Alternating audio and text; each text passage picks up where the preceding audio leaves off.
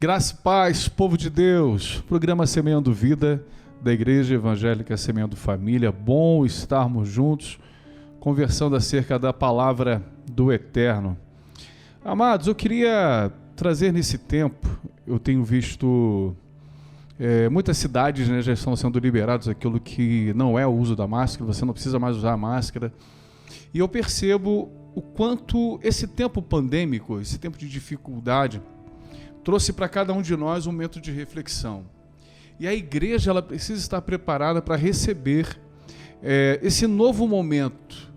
As coisas não vão melhorar, os antigos, às vezes eu converso com meu pai e os meus avós já se foram, e a expressão é que desde essa época, da época deles, dessa geração até agora, as coisas só pioraram. Esse pensamento faz com que a gente precise entender o que é a igreja, qual o propósito da igreja.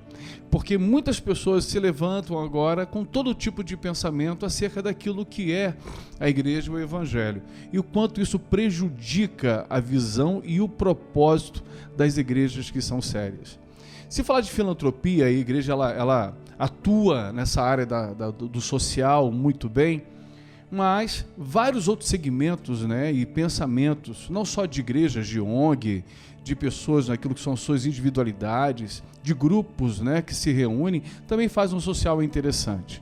Se pensarmos naquilo que é um posicionamento de caráter, de moral, eu conheço tantas pessoas que nada tem a ver com a igreja, com o moral e o caráter ilibado.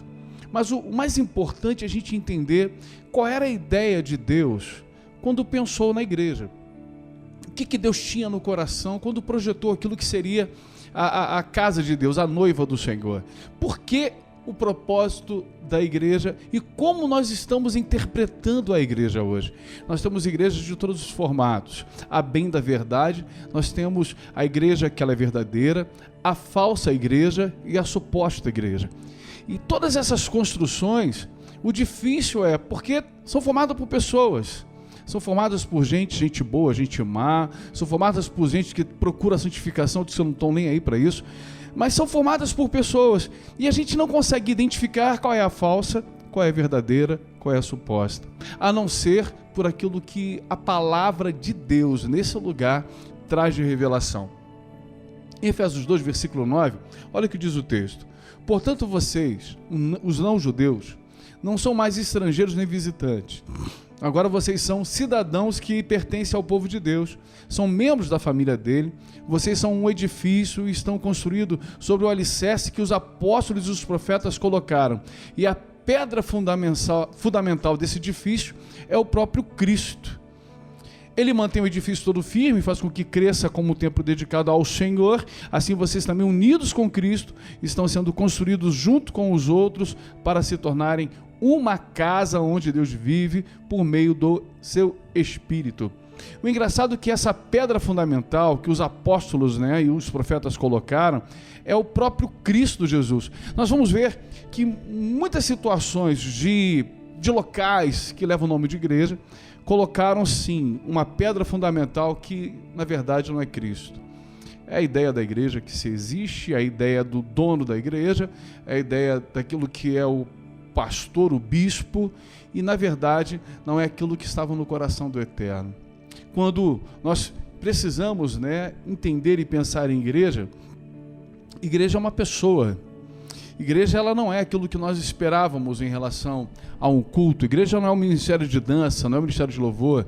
Igreja não é o pastor. Igreja é a habitação, morada do Eterno.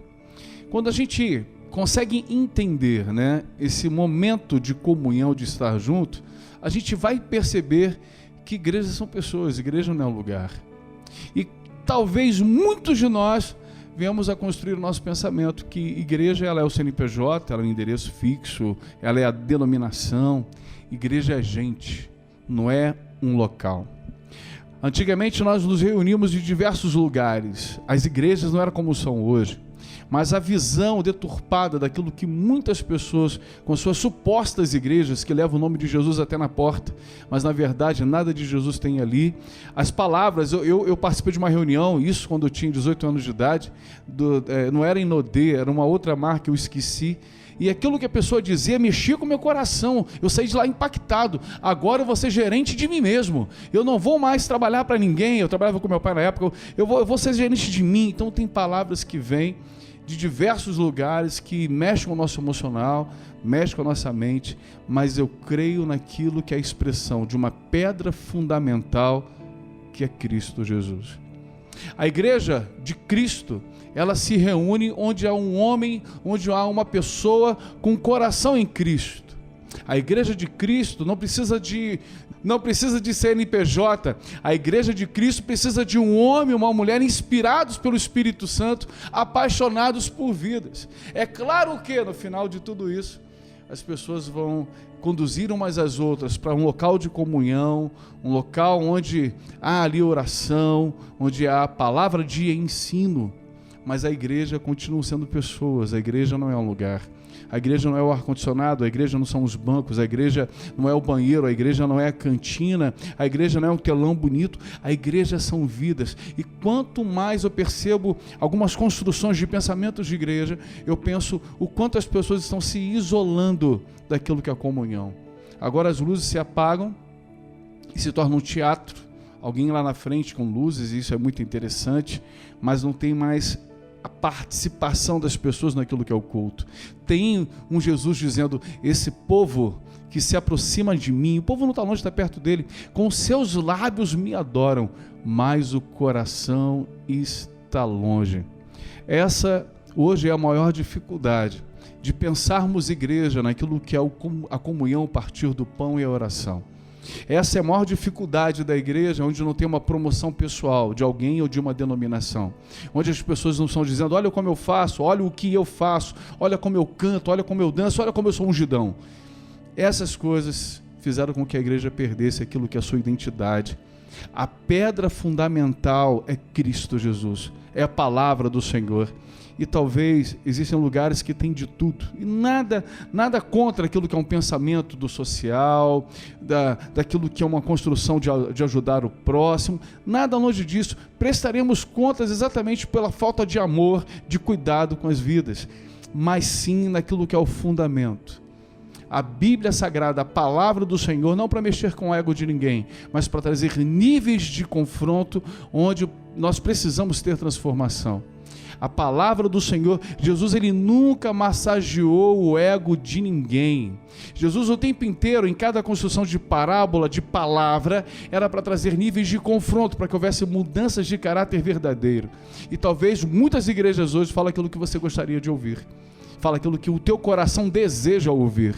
Mas na verdade a expressão nesse tempo pandêmico, onde algumas pessoas estão vivendo ainda suas milhares de guerras, de dificuldades em todas as áreas, talvez você precise ouvir essa palavra, onde nesse tempo a mudança verdadeira de mente, como o apóstolo Paulo diz, uma metanoia, a mudança na maneira de pensar.